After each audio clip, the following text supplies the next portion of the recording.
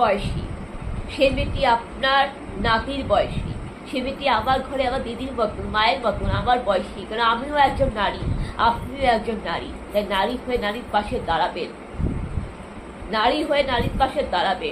আর আপনি যদি ছেলে হন, আপনি যদি পুরুষ হন, তবু আপনাদেরও উচিত সে মেয়েটির পাশে দাঁড়ানো। কারণ আপনিও একজন বাবা, আপনিও কারো দাদা, ভাই, আপনার ঘরেও বোন আছে, আপনারও কন্যা সন্তান রয়েছে। তাই বাবা হিসাবে, দাদা হিসাবে, ভাই হিসাবে আপনার উচিত সেই অসহায় মেয়েটির পাশে দাঁড়ানো। সেই মেয়ের বয়সী সে মেয়েটির পাশে, সেই মায়ের বয়সী মায়ের পাশে, সেই মা বোনেদের পাশে দাঁড়ানো সকল মানুষের কর্তব্য, আমাদের মালবাজারবাসীর কর্তব্য। এটা আমাদের মনুষ্যত্ব, এটা আমাদের নৈতিক শিক্ষা। লেখাপড়ার শিক্ষা করলে হয় না, তার জন্য একটা বুদ্ধি লাগে, একটা সাধারণ জ্ঞান লাগে। সেই সাধারণ জ্ঞান হিসাবে বলছি, আমাদের প্রতিবাদ করা উচিত, আমাদের আন্দোলন করা উচিত।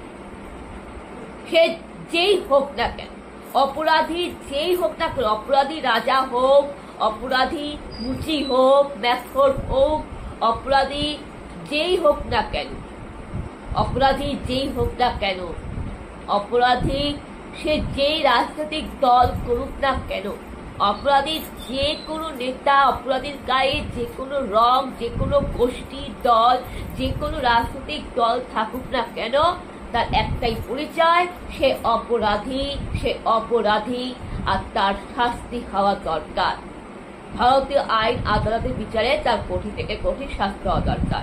শুনুন, অপরাধীর কিন্তু কোনো পরিচয় থাকবে না। অপরাধীর একটাই পরিচয়, সে একটা মেয়েকে রেপ করেছে, সে ক্রাইম। মালবাজারবাসী চুপ হয়ে আছে, মালবাজারবাসী আন্দোলন করছে না।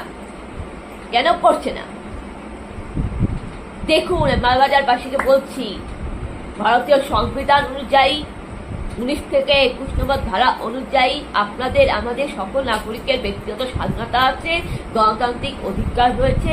তার জন্য আপনি যে কোনো রাজনৈতিক দলকে আপনি সমর্থন করতে পারেন, ভোট দিতে পারেন। তাই বলে যখন দেখছেন যে কোনো রাজনৈতিক দলের নেতা এই অপরাধীর সাথে যুক্ত আছে, অন্যায়ের সাথে, তাই আপনারা প্রতিবাদ করছেন না, আন্দোলন করছে না, এটা কিন্তু আপনি অশিক্ষিতার পরিচয় দিয়েছেন। নেতা হোক, মন্ত্রী হোক, যে কোনো রাজনৈতিক দল, সে যেই দলের হোক, যেই পার্টির হোক, যে কোনো রাজনৈতিক দল যদি এমন ধরনের অন্যায় করে, বিশেষ করে মা বোনেদের রেপ করার পিছনে জড়িত থাকে, আপনি তার বিরুদ্ধে প্রতিবাদ করুন, আন্দোলন করুন। তার কারণ এটা সব থেকে বড় ঘটনা। কারণ একটা মায়ের সম্মান, একটা মাতৃত্বের সম্মানে আঘাত করা হচ্ছে। কোন নারীকে রেপ করা, কোন নারীকে ধর্ষণ করা মানে একজন মা জাতিকে অপমান করা। কারণ নারী হচ্ছে মায়ের রূপ, নারী হচ্ছে মা জাতির রূপ। আপনিও তো কোনো নারীর গর্ভে জন্মেছেন। মালবাজারবাসীরা কি কোনো নারীর গর্ভে জন্মায়নি? মালবাজারবাসীদের ঘরে কি মা বোন নেই? তাই জাগুন, মনুষ্যত্ব বোধ আছে, জাগুন, অন্যায়ের বিরুদ্ধে প্রতিবাদ করুন। এই যে আইন করে ছাত্রীকে রেপ করা হলো, ধর্ষণ করা হলো, এর বিরুদ্ধে প্রতিবাদ করুন। সেই মরজিৎ মিশ্র, প্রবীণ, সেই অপরাধীদের বিরুদ্ধে আন্দোলন করুন, রুখে দাঁড়ান।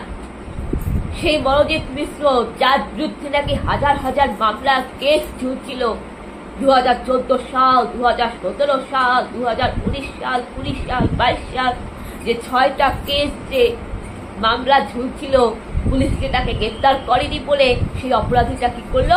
আজকে আইন কলেজের ছাত্রীকে রেপ করলো, ধর্ষণ করলো। সেই অপরাধীর বিরুদ্ধে গর্জে উঠুন। সেই অপরাধীর বিরুদ্ধে আপনি অপরাধীকে শাস্তি দেওয়ার জন্য আন্দোলন করুন। সেই নির্যাতিত অসহায় মেয়েটির পাশে দাঁড়ান, সে মেয়েটিকে সহযোগিতা করুন, সে মেয়েটির জন্য প্রার্থনা করুন যাতে উইল ডিভাইন জাস্টিস, সঠিক জাস্টিসটা হয়, সঠিক ন্যায় বিচার হয়। এবং সেই মরজিৎ মিশ্রের বিরুদ্ধে রুখে দাঁড়ান। সেই মরজিৎ মিশ্র যে একটা পলিটিক্যাল পার্টির সাথে জড়িত আছে, তার বিরুদ্ধে রুখে দাঁড়ান, রুখে দাঁড়ান, প্রতিবাদ করুন। রাজনৈতিক দলের নেতা মন্ত্রীরা যদি জড়িত থাকে, সে রাজনৈতিক দলের নেতা মন্ত্রীদের বিরুদ্ধে প্রতিবাদ করুন, আন্দোলন করুন। ভয় পেলে চলবে না, ভয় পেলে চলবে না। কিন্তু আপনি কোন রাজনৈতিক দলকে ভালোবাসেন, আপনি ভোট দেন, সমর্থন করে বলে সে রাজনৈতিক দল অন্যায় করছে বলে আপনি তাকে প্রশ্রয় দেবেন? প্রতিবাদ করবেন না, আন্দোলন করবেন না, অন্যায়কে প্রশ্রয় দেওয়া, অন্যায়কে সমর্থন করাটাও কিন্তু অন্যায়। দেখুন